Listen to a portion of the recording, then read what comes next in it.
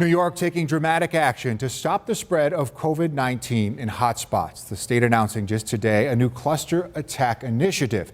Communities with a serious outbreak will face new restrictions. Under the new guidelines, houses of worship in cluster communities would be limited to just 10 people or 25% capacity. Mass gatherings would be banned. Only essential businesses could remain open. Restaurants would be takeout only, and schools would be moved to remote learning. Local governments will be given maps to determine who and what this will affect. Right now, it's unclear if any Western New York communities would be impacted at this time. Meantime, Governor Cuomo says law enforcement statewide need to do a better job of enforcing COVID safety laws like mask mandates.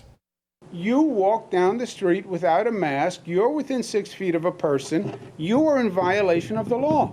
You walk down the street and you're not wearing a mask and a police officer sees you, you're going to be ticketed.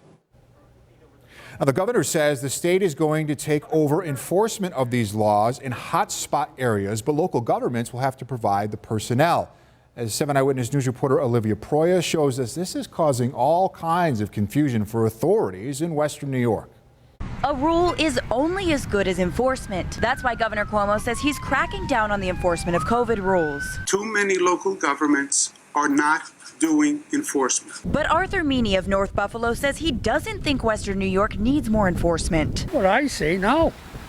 I say it's about the most they can do. But the governor's office says more can be done. So the state will take over enforcement in hot spots. Western New York is a hot spot. No, I mean, what part? Western New York takes a big area.